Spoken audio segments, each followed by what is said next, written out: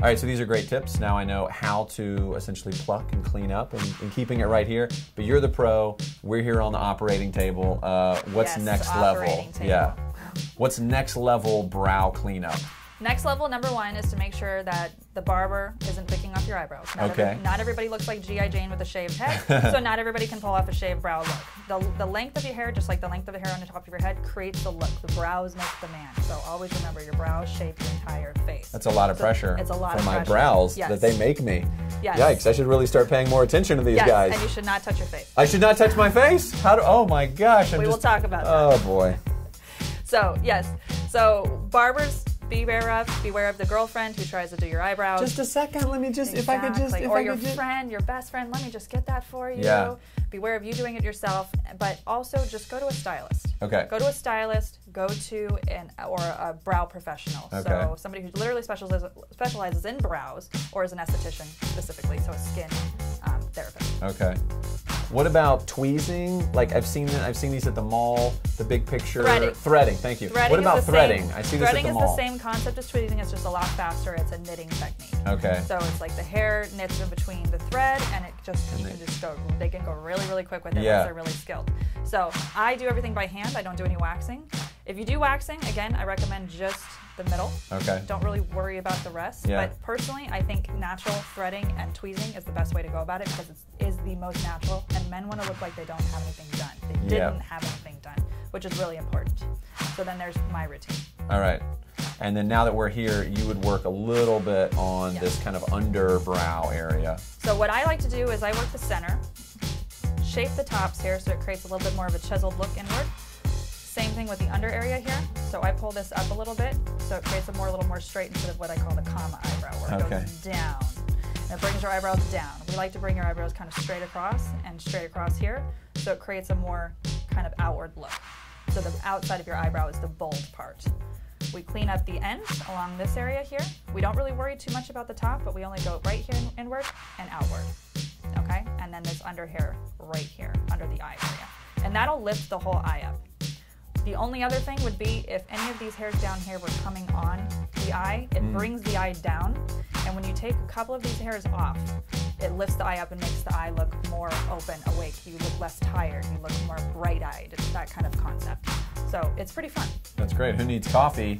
Just have good eyebrows. Just have good eyebrows. Bam. And cold water. Cold water wash is always a really good way to do that. So, so we always make sure the eyebrows are wet, or we do this post-facial. Okay. So after we've already worked the hair, we've worked and cleansed it and everything, so we've got it to kind of mold to how we want it to go. We constantly keep it flowing with our brushing technique.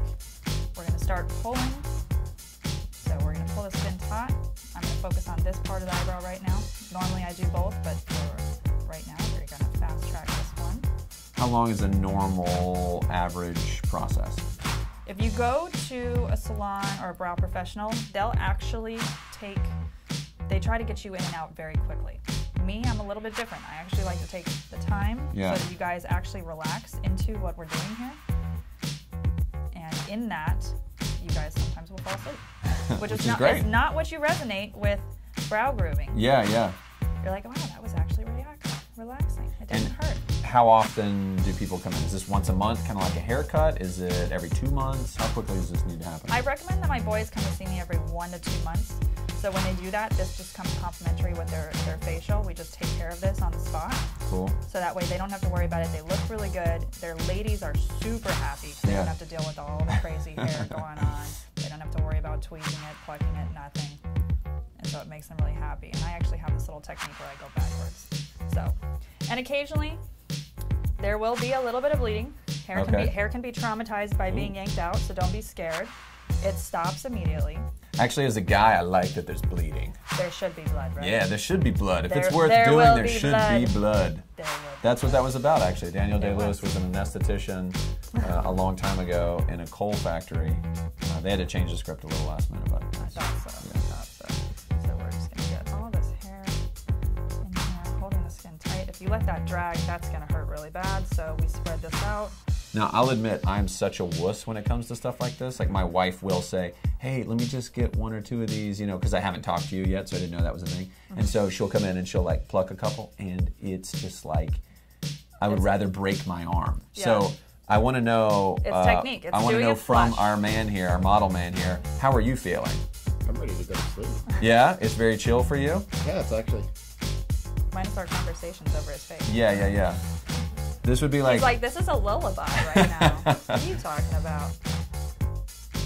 That's amazing. Now, when you get your brow shaped, is this have people made comments to you before like, you know, you have really good eyebrows? Is that a thing that happens, or just people just don't say much? It's just you feel great. It's that you feel good, and that most people do make that comment of you did something different, and I can't put my finger on it. Interesting. And then do you ever spill the secret? Because you're a man. It's like there's got to feel like I don't want you to know all this stuff that I put into it. But as a guy, we also need to know that this is okay. That this should be a part of our life. Well, it's tough because I want to refer her, but I also want to keep her all to myself. Right.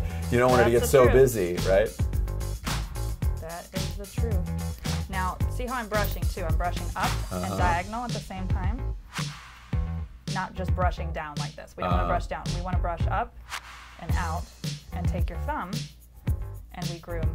We let the hair fall where it wants to fall. Okay. Sometimes we have to recreate an arch, which is totally fine. Yeah, this is a great example of why I would not be doing this myself at home.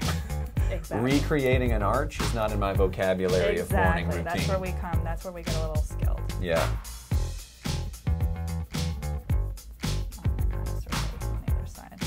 What's our heritage? Spanish? Yeah, so we have got our Spaniard eyebrows, which can be a little You know, when I saw him, I thought temperamental. conquistador. I did. I said, that guy looks like he's ready to conquer a new world. This is kind of the new world here. This is the new world. Conquering facial new worlds. We'll come around to the side. So this normally takes about how long? Let's say just coming in for that, 15 minutes, an hour? What are we talking? 15 to 30 minutes, 10 minutes at the absolute least post-facial. If you come in for just this, it's definitely going to take longer than 15 minutes. Okay. And now we're going to groom the hairs that are sticking up, or the curlies as I like to call them. With surgical precision. With surgical precision. It's basically what I do is like hair cutting for the eyebrows. It is. I'm a brow stylist. Yeah. So we always reassess.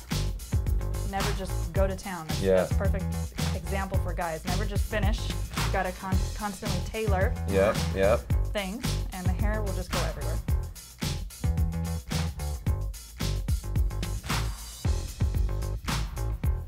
How much is something normally like this? I mean, I've seen like the threading places and it's like in and out, $15 or something like that. A service like this that you provide that's more curated and is an experience, how much would brows be? A quality brow service is going to be above $30. Okay. Anything below 30, you should question that and maybe not go to that location. Yeah. It is your face. To protect yourself. It's like you can't really hide it. It's worth paying a little bit of extra money. It's not like you're buying socks that you do or don't like, and you're like, I should save some money on socks. No one's going to see them. It's your face. Spend some money. Who doesn't want to see the socks? I want to see the socks. If it's between my socks and my face, I hope you want to see my face. I do want to see the face, yes.